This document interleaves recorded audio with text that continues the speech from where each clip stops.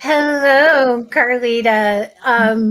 And hello, everyone. If you're joining us, I'm Lauren Van Hamert from RDU on Stage, and I am here with Carlita Victoria, who I saw in Kinky Boots, but who has performed on our North Carolina stages around the world and has started this amazing organization. So, welcome and thank you for hanging out with me tonight. Thank you so much for having me. I'm really excited. I am sharing this with friends right now. I am glad. I am glad. The more the merrier. Of course, if you have any questions or comments as we're having this conversation, put them in the chat and we will get to them. I know so many people were so excited that I was chatting with you because you're from North Carolina, you're from this area, and so many people know you. So welcome home. Thank you. It is so good to be home, let me tell you. I bet. You most recently, like I said, I saw you in Kinky Boots, and that was a year ago. Can you believe that it was 1 year since Kinky Boots closed? It's been a full year since I have been on a stage, and it was just so unexpected. I mean, for everyone. And it was. And Kinky Boots was such a joy fest. I loved it so much. And we talked about before going on air that you were involved in rehearsals for Memphis when everything shut down. Yes, I was so excited. We were in rehearsals for Memphis at North Carolina Theater with an incredible cast, crew, creative team, and we were living our best. We're living our best lives. I mean, sweating, just living it up. And then COVID happened. And so, of course, we had to shut down, but I was really grateful to have had the experience of at least being in rehearsal with such an incredible team. And I think that knowing, not knowing then that we wouldn't be on stage for a whole year, but knowing that we wouldn't be able to do our show at that time, it made us dance that much harder. It made us sing that much harder. It was beautiful. It was a beautiful experience, even though it was just for a short time. And people can go on the North Carolina Theater website and see a clip of the final rehearsal, because I think they did a video of one of the finale of your final rehearsal before the world shut down. Oh man. Well, on your personal website, you started an org. For people who don't know, not only are you a multi-hyphenate performer, but you have founded this incredible organization called the Darkness Rising Project, which I really want to dig into. But on your personal website, it says the reason you started Darkness Rising is because you had, like me and like so many other people, battled anxiety, depression, and PTSD. And it's really interesting. I was diagnosed with PTSD a couple of years ago, and I remember thinking, how can I have PTSD? I haven't been in the war. I haven't been on the front lines. But I think it's one of those diagnoses that's misunderstood. So can you share a bit of your experience dealing with anxiety and depression and PTSD and why you started this organization? Yes, definitely. And I do want to speak to how we often view PTSD and how we view it as something that most of us, I didn't think I could ever have it either. I didn't understand why.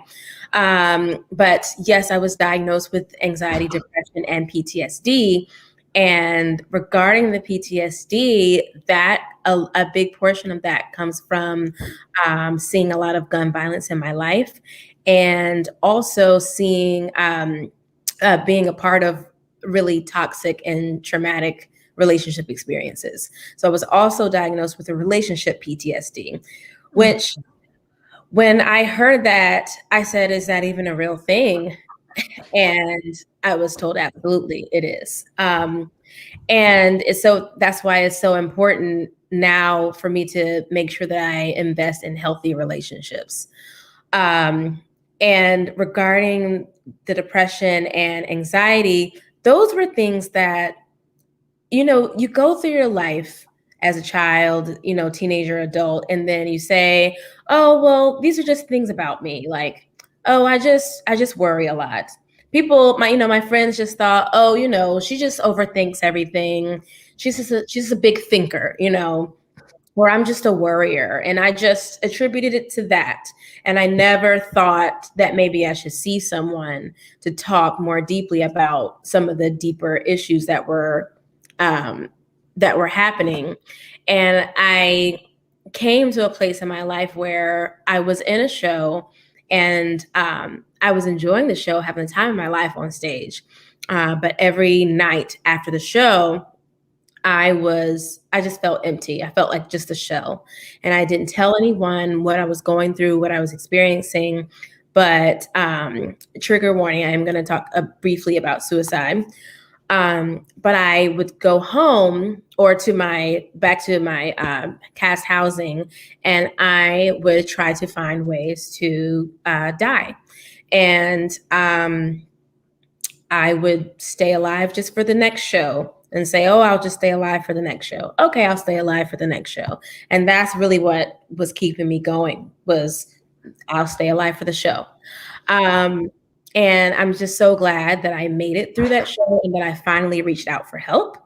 But it took me so long to reach out for help because I come from a culture where we don't reach out for help. We're known to be the nurturers.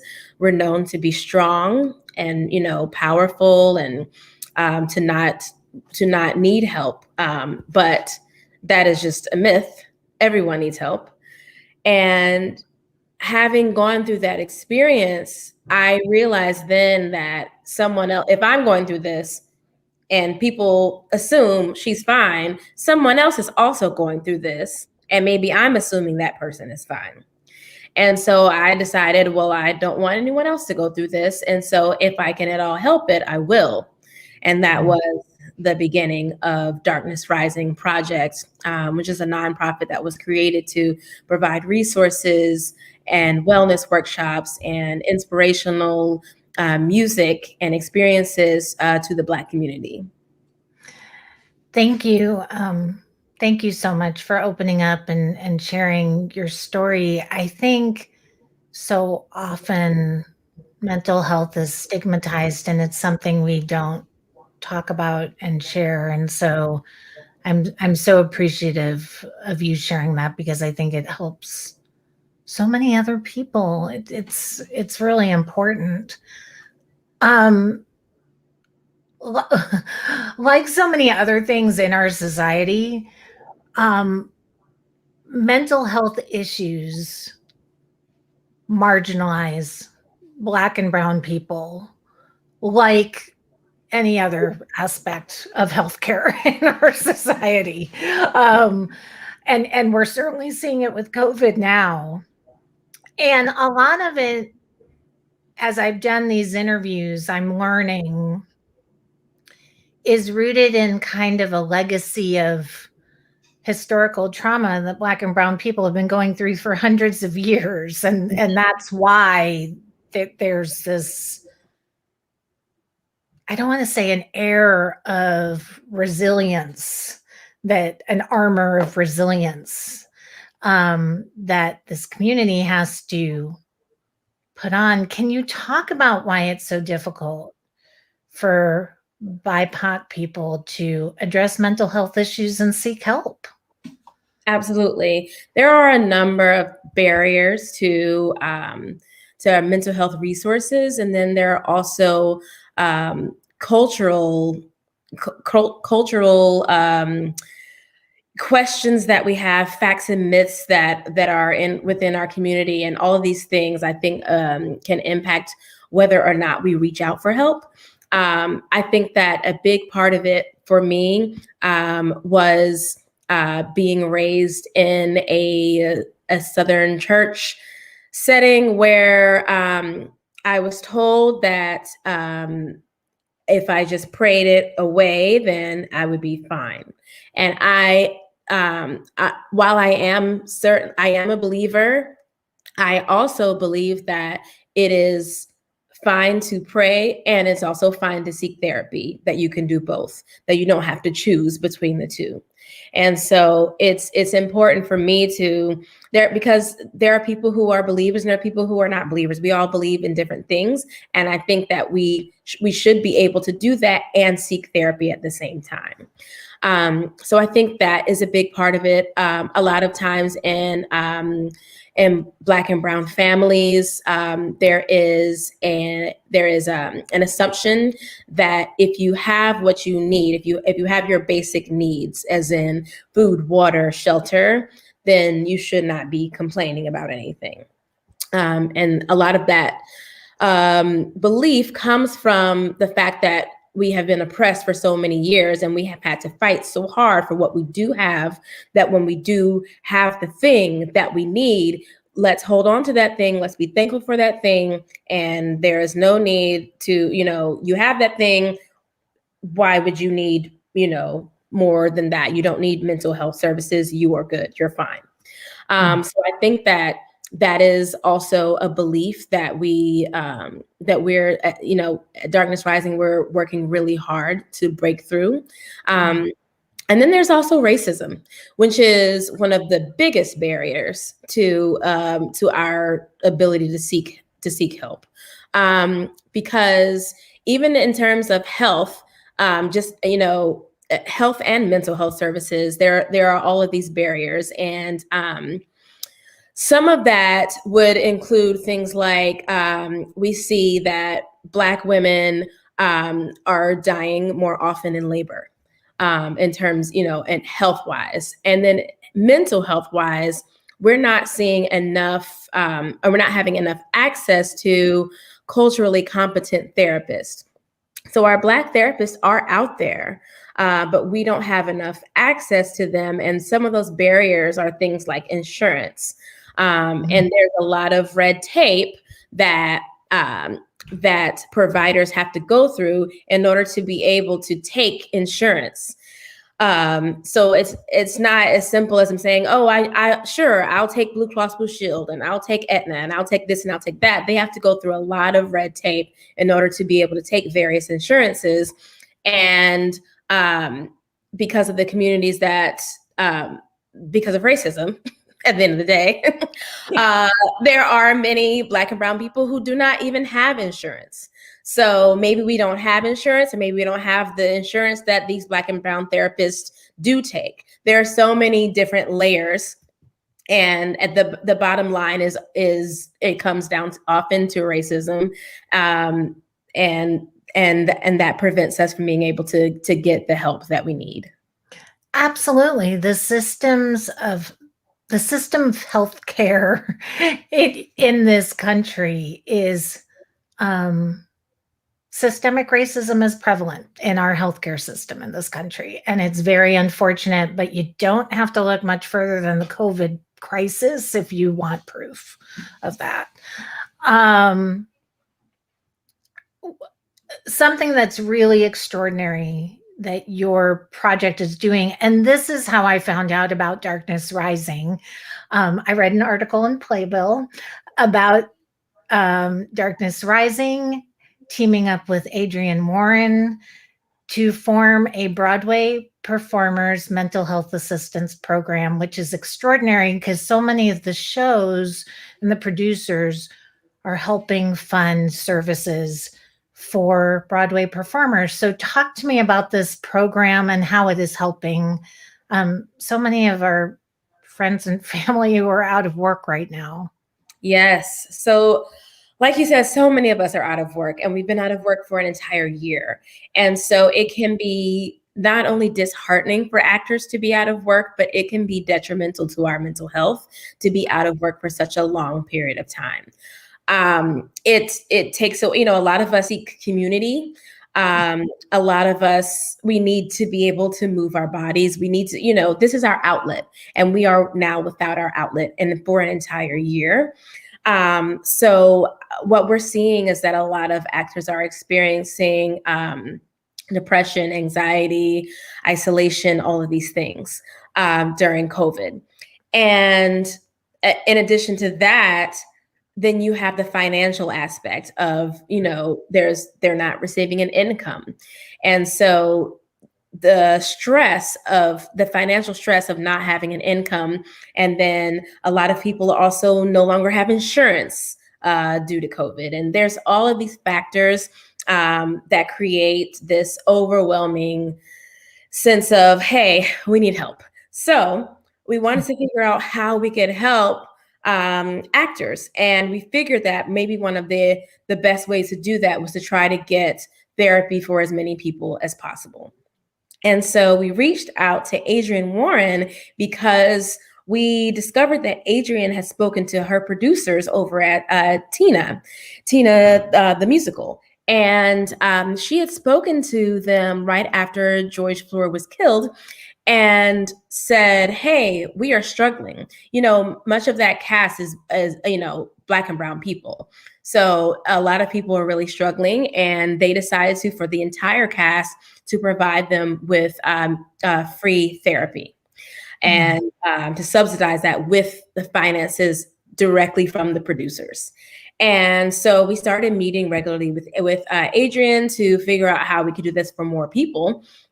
And we created this huge resource packet that includes mental health resources for actors specifically, for people who live in New York specifically, and then for all of these various intersectional communities, LGBTQIA community, people who are maybe living with postpartum depression, people who are vets, people who are working through, who are in recovery and working through substance abuse.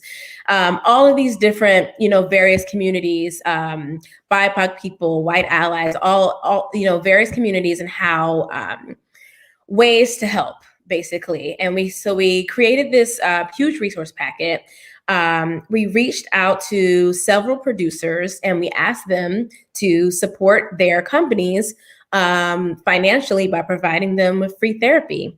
And they said yes. You never know until you ask. Well, and they're big shows. So was there any hesitation on the part of the producers? Because right now theaters are shut down.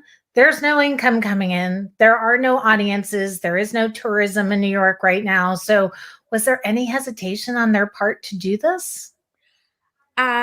I would say that the shows who signed on, there was actually not hesitation on their part at all. And we're getting more and more shows every day. The shows that already signed on, they were, extremely ready to do something for their company. And we were like, yes, love this. So they said to us, we've been trying to brainstorm a way to help our company and we didn't know what to do. And we love these ideas. Thank you for providing these resources. Like, yeah, let's do it. And I think that it was it's a scary thing to ask producers to pay for everything during a pandemic where no money's coming in. It's a scary thing to ask. But at the same time, we know that Broadway will be back. And so we know that the money will come in, we will have audiences again, Broadway will return. It may be a while, but it will return. And so with that in mind, it's just a reminder to these shows, like, hey, your producers care about you. Your producers love you. Your producers want you to be well. And the reason why we started with Broadway is because we knew that these are the shows that are set to return. They have a return date, as of now. And so it became an easier ask because when producers know that their actors are coming back, then they know that they want their actors to be in the best possible shape. And so of course, they're probably asking their actors to, hey, do the best that you can in whatever way you can, but to put your money behind that and say, hey, we're investing in your mental health, that makes people want to come back to the show. That makes people want to work with you again.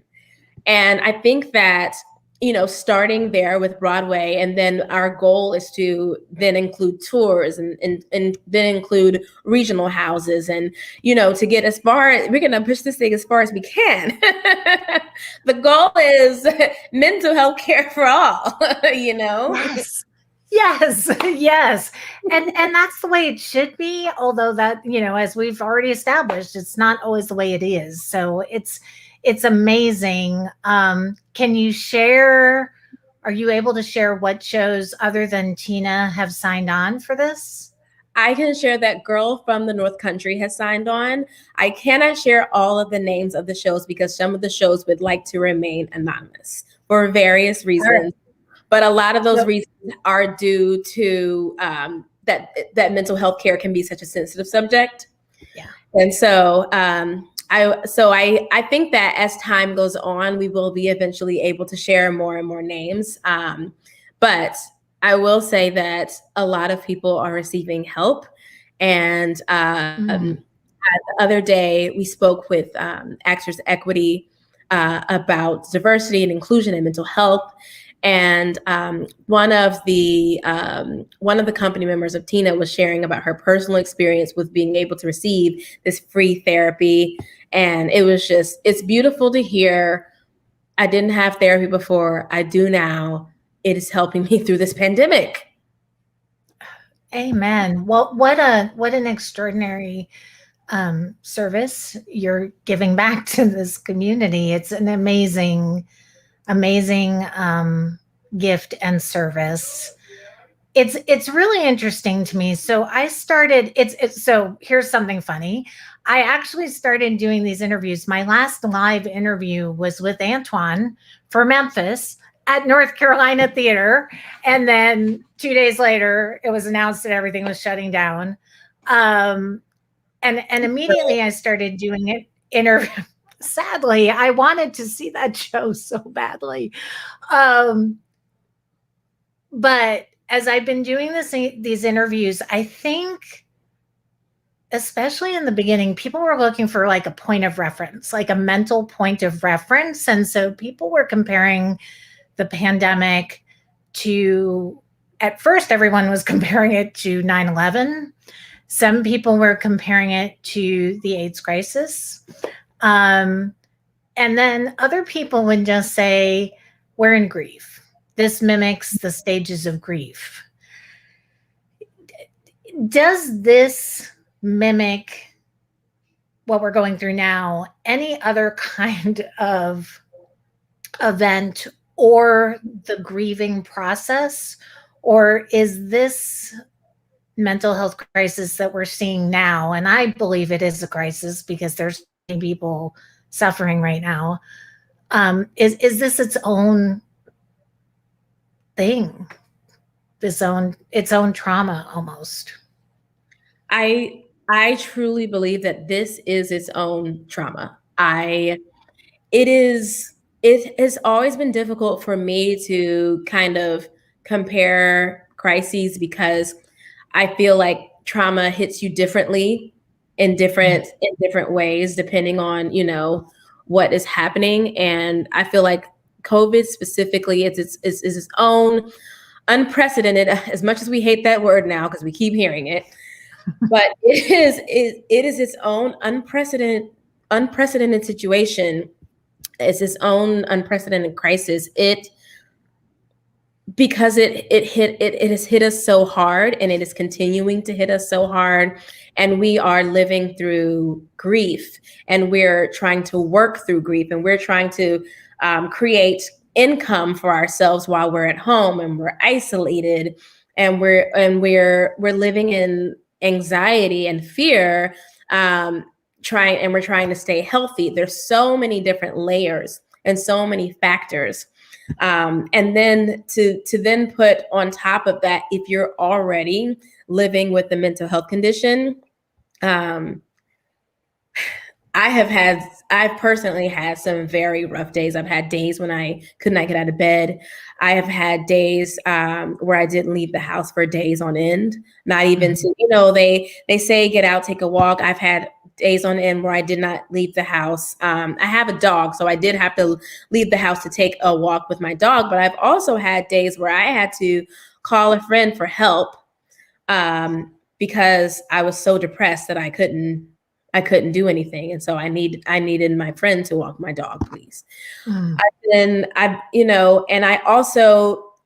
have irrational fears. My anxiety levels are pretty high during COVID, especially.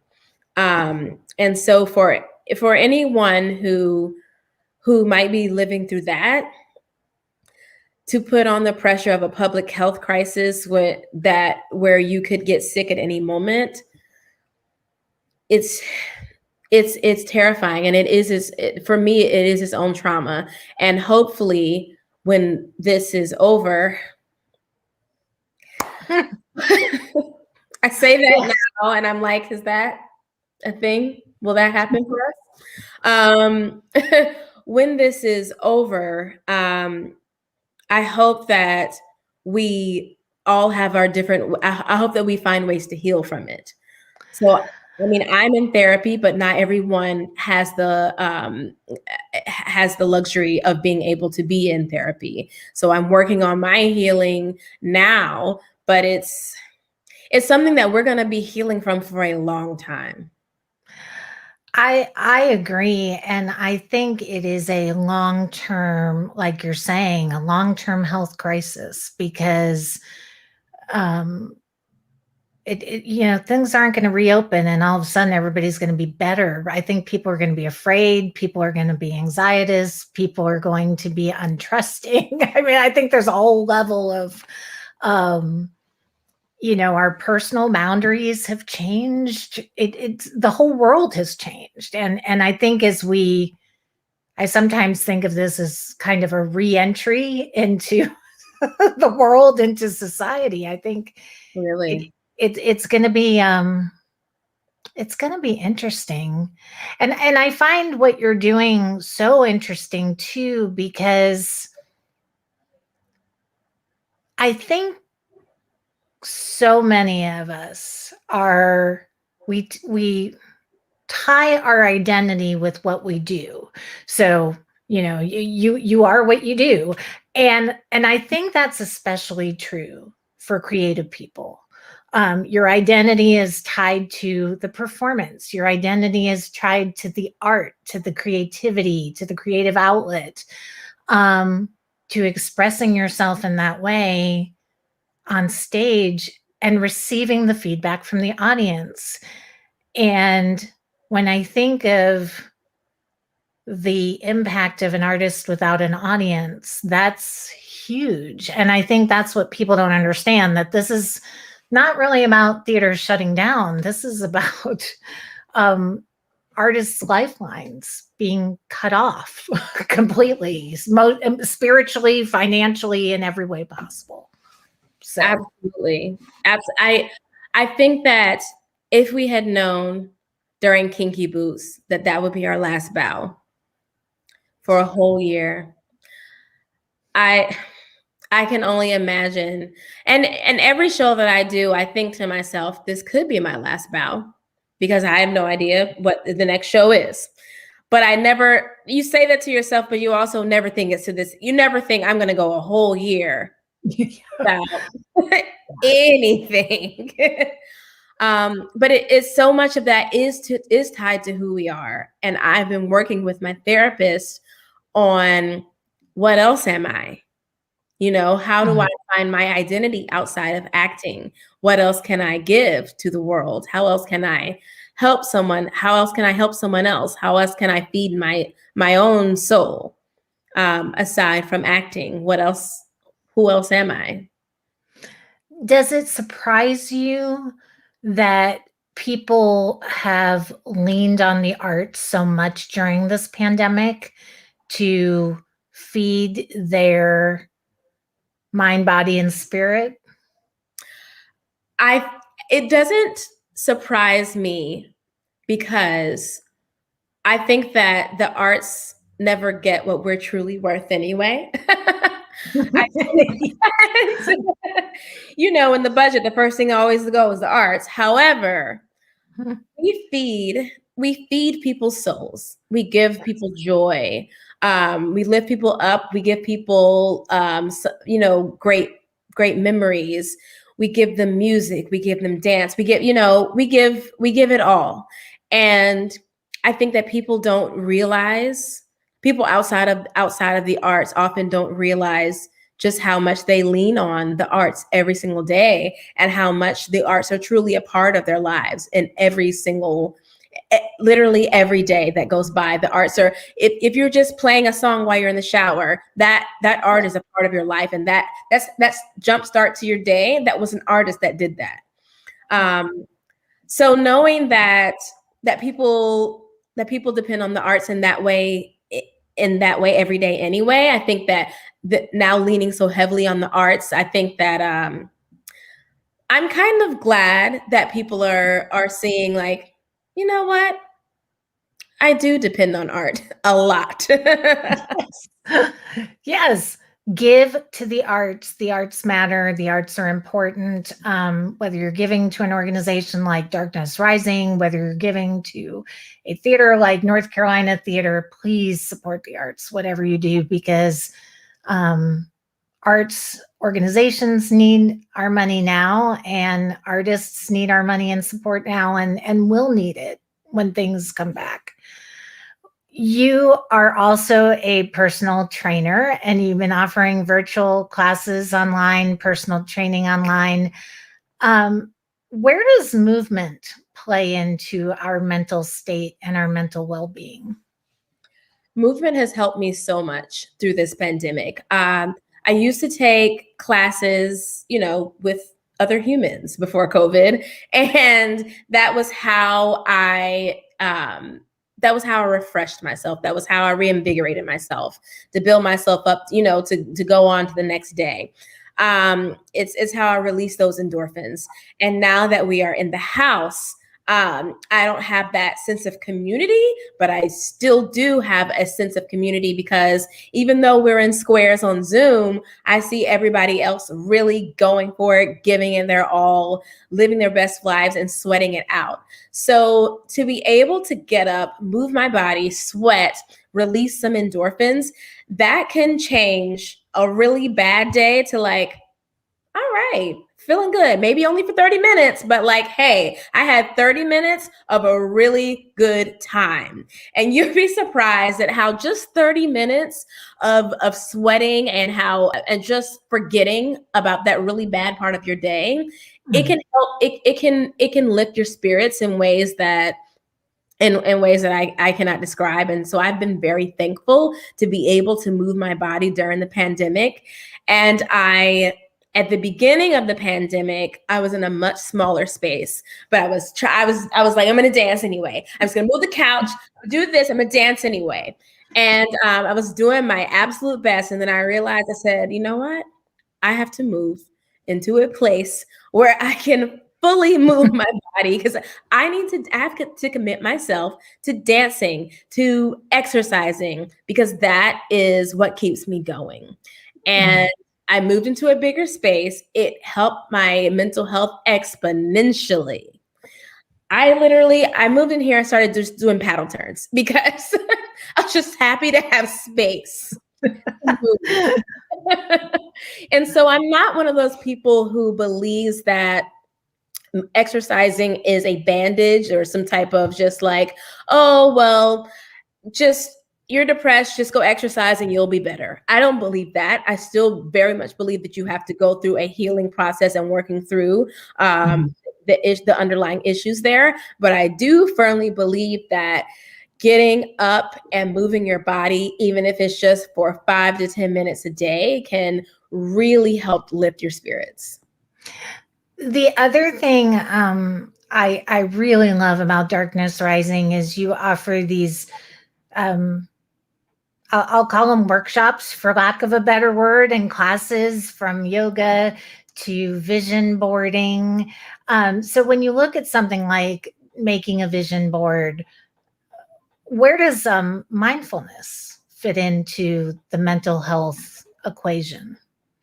Yeah. And workshops is the perfect word. We call them our Wellness Wednesday workshops. And we have those once a month, and they are always free to the community. And when we were so we did 2 vision board workshops, and it made me think to myself, well, is this about only goals, or is this about really taking in where I am today and really thinking to myself, who am I? Who do I, and who do am I, can I be happy with who I am today as of right now?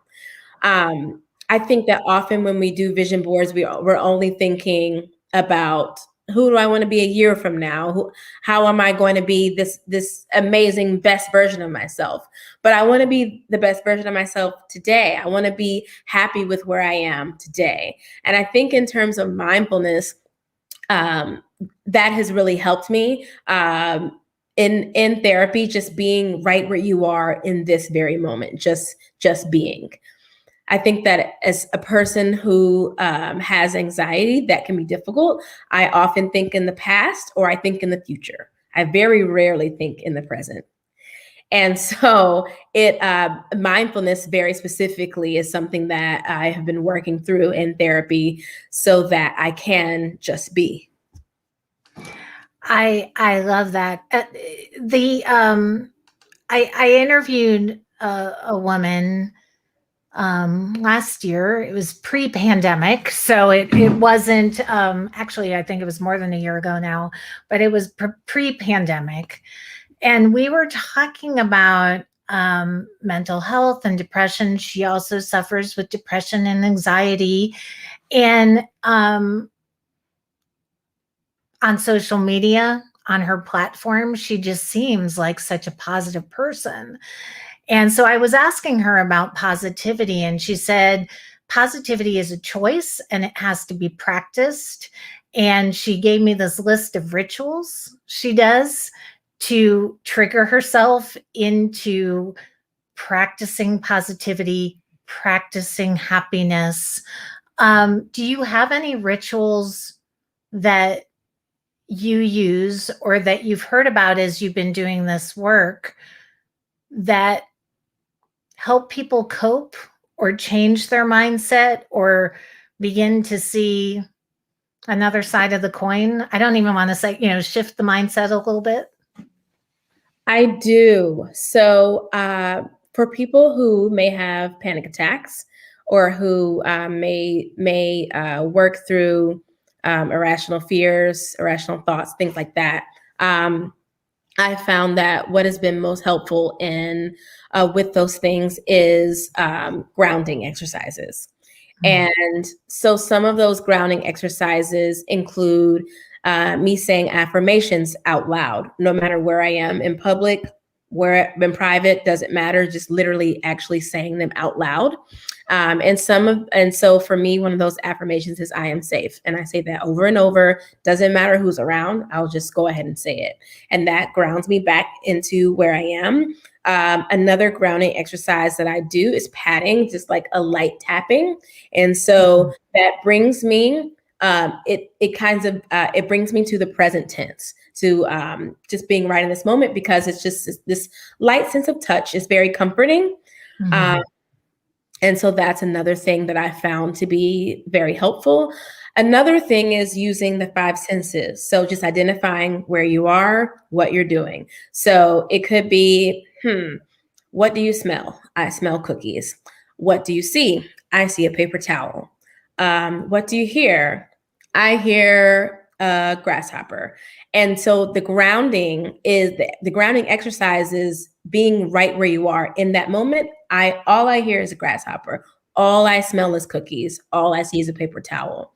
And that puts me right in the space. It doesn't put me in yesterday's space, and it doesn't put me in tomorrow. It puts me exactly where I am. I see things, I smell things, I hear things, I touch here. This is where I am. And so I found those things to be very helpful because I do have panic attacks. And even for people who don't have panic attacks, for anyone who's living in the past or in the future, I think that grounding exercises can be very helpful. I love everything you're saying. I feel like I'm going to watch this back and take notes because you were just so insightful about this, and you're speaking so clearly about this. I also suffer from panic attacks. And the one thing I realized, and panic attacks were new for me. So a few years ago, my brother passed away, and several months after he passed, I would get what I now know as panic attacks, but at the time I couldn't identify them. I could have sworn there was something wrong with my heart. And what I realized is this is really an invisible disease, because on the outside, I looked great. I looked fine. And so people would be like, "What's wrong with you?" And on the inside, I literally felt like I was having a heart attack.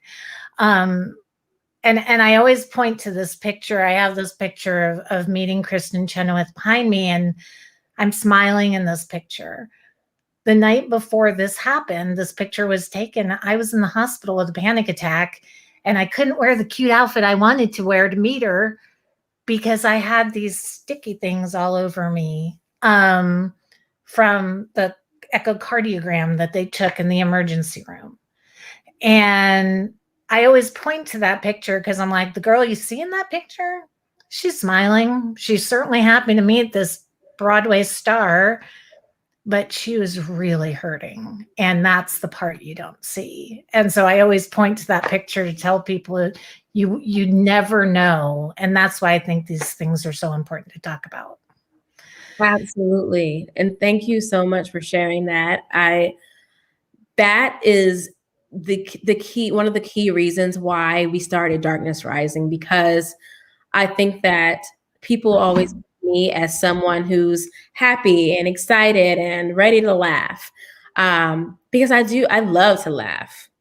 Favorite thing.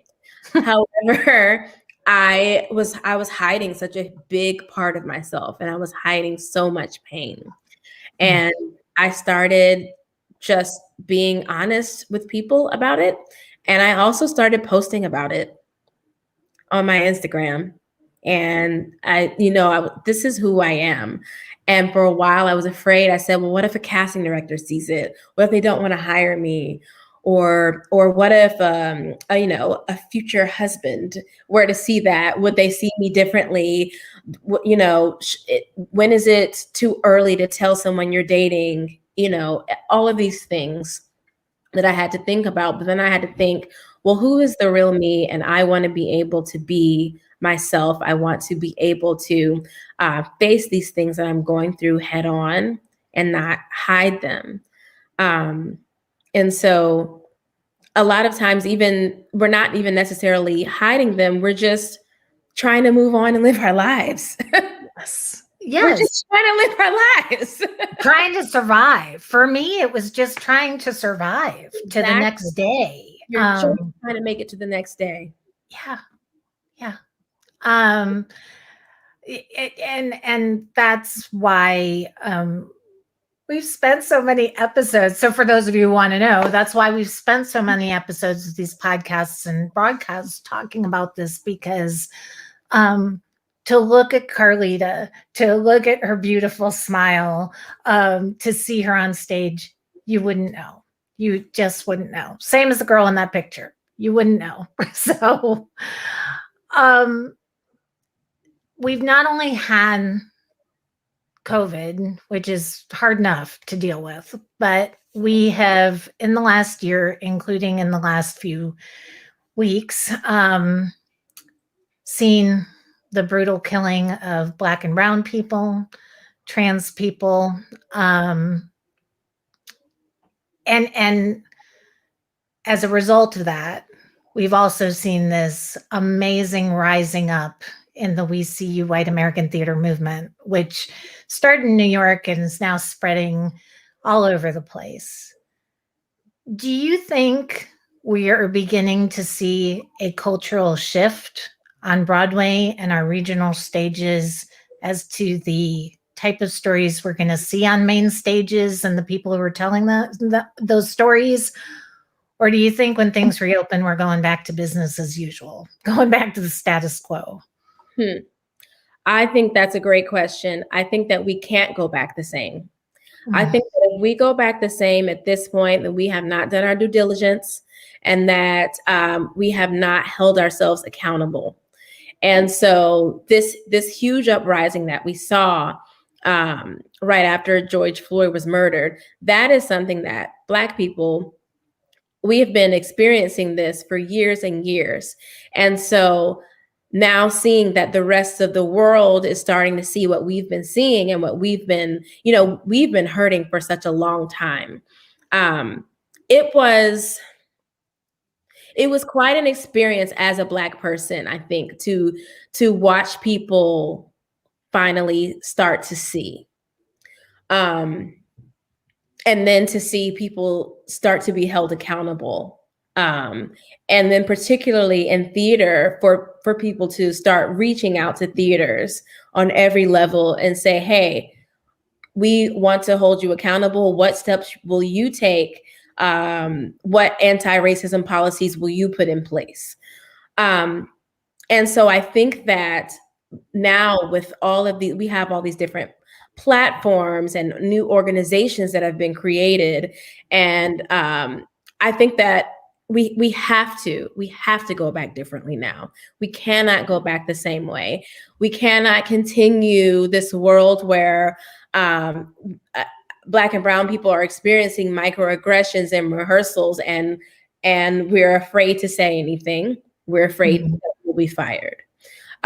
We cannot continue that. So I feel like it is my personal challenge to myself to be sure that when when I'm going back into the theater, that I am working with theaters, with producers who do fight for the policies that keep us safe and who do fight against racism actively and not just on social media, because I think we've all seen companies, put out an anti-racist statement, and then we've seen it not actually play out in real life.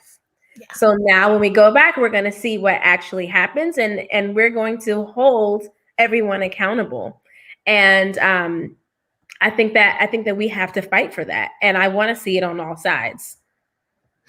Yeah, it's really it's interesting to me. I recently interviewed Robert Hartwell, who you worked with in Memphis, and he was saying, I asked him the same question, and he said, yes, it's great. Everybody came out with a solidarity statement after George Floyd was murdered, but he is more, for him, he's more likely to work for theaters like North Carolina Theater, who were doing the work prior to having to issue a solidarity statement. That is the truth. Listen, I 100% agree with that, because what I want to know is that you cared about this before it was popular to care about this.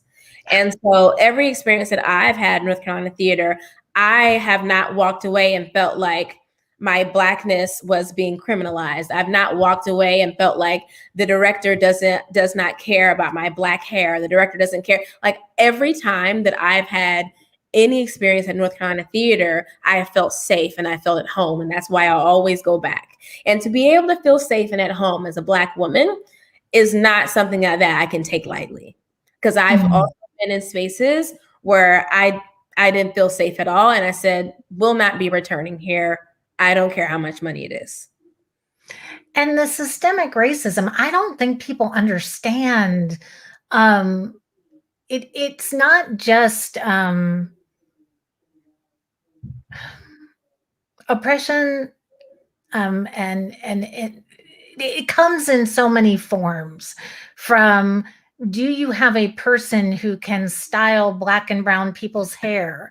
We didn't even have, I couldn't believe this, but we didn't even have ballet shoes that were appropriate colors for Black and brown artists. I mean, so that it's pretty alarming to me, and I do hope we don't go back to the way it was. I hope everybody continues to do the work after things open. And I think that people will be more vocal about it if that doesn't happen. I hope so. I hope so. You've performed all over the world, Switzerland and Seoul and Africa, and just so many amazing places. Do you think racism in theater and in the performing arts is more prevalent in the United States than it is in other countries? That is a great question. So I feel like I have experienced racism around the world on various levels. I would say that at times the racism within the United States was more specific and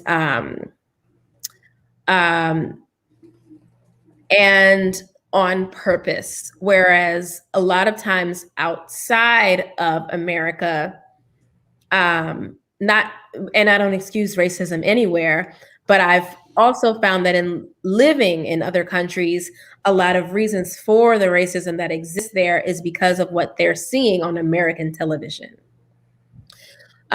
So for example, I lived in Korea for about 2 years, maybe a little longer, and loved it there, by the way, and had a great time. But what I did find is that they were not used to seeing Black people, and the Black people that they saw were on TV, on American television. And so their belief of what Black people looked like and all of these things and acted like came directly from American television. And so this was back, honestly, before it seemed like we were seeing Black characters on TV who were not playing drug dealers and, you know, all of these characters and stereotypes. So they expected for Black people to be all of these negative stereotypes. So I did experience some of that. I also experienced, I had children in Korea ask me why my skin was dirty, but they had never seen a Black person, and they thought that I was Korean and that I had dirty skin. And so I had to explain to them, I was born this way. This is how my skin looks, and my skin is pretty. So thank you.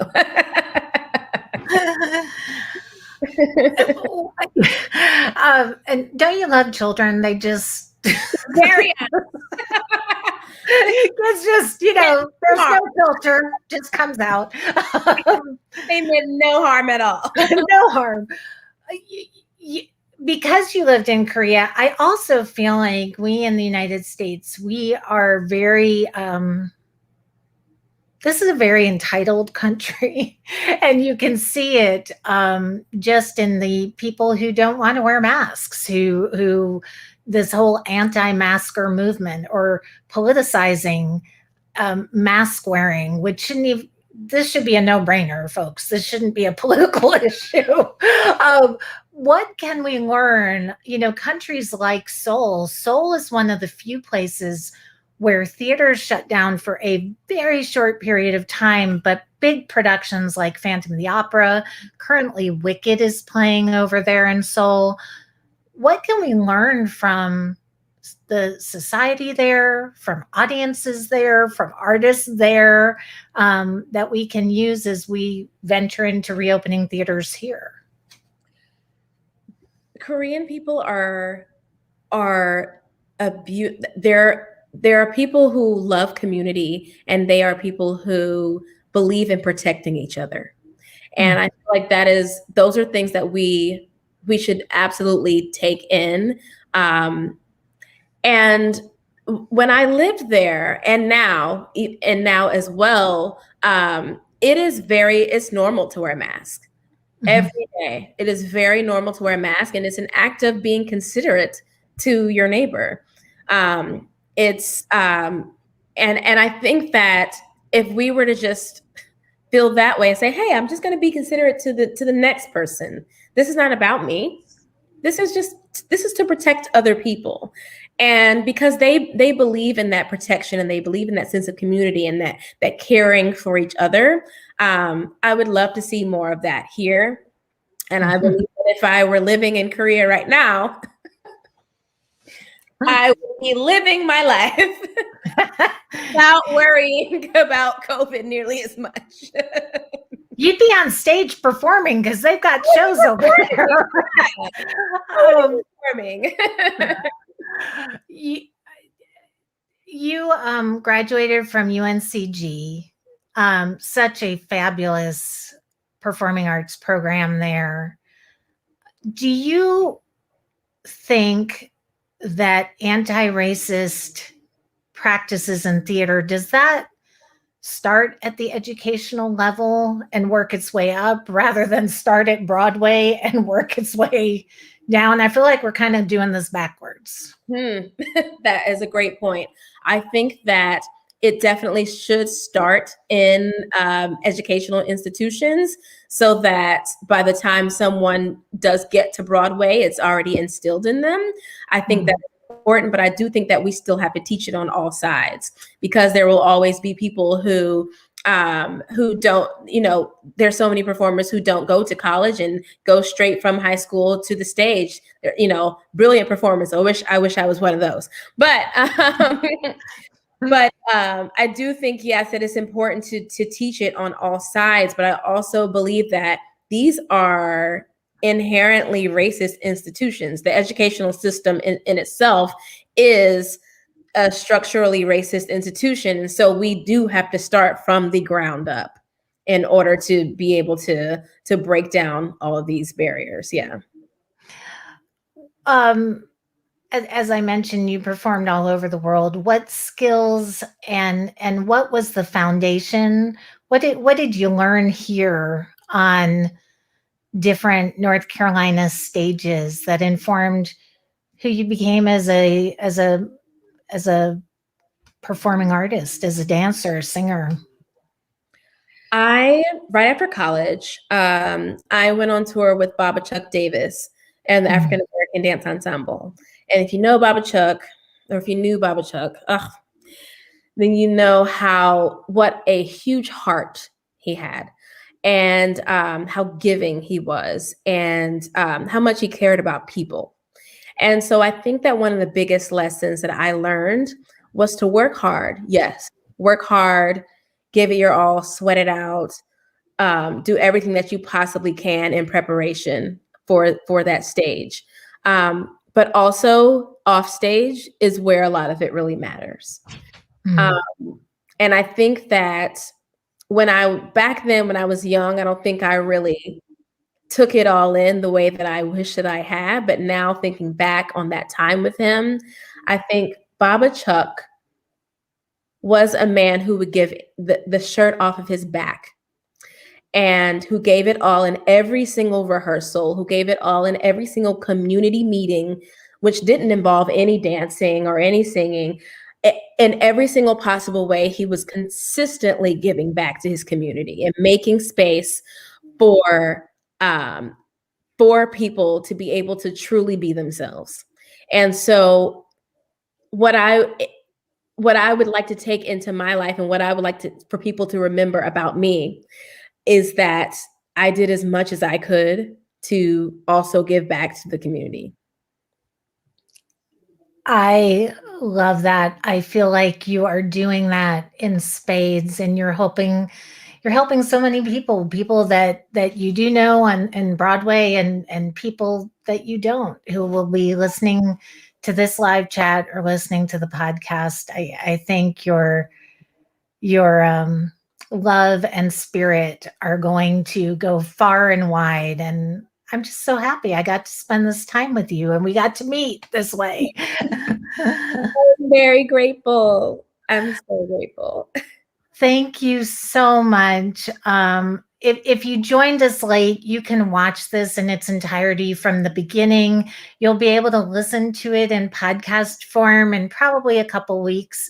And it will be on the website, so you can see it there. I know there were a few people on Facebook who said, I'm taking notes too. So we've all been to the Church of Carlita now, and I feel like you're just such an inspiration. Thank you so much. Thank you so much, Lauren. It was so great to talk with you. Great to talk with you. Come back tomorrow night. I will be chatting with Jesse Gephardt and David Henderson and Patrick Torres from Raleigh Little Theater, and we'll be talking about Raleigh Little Theater's upcoming production of A Number, which deals with human cloning, which is a really interesting topic. And everyone just stay safe, stay healthy, mask up so we can get back to theater, please.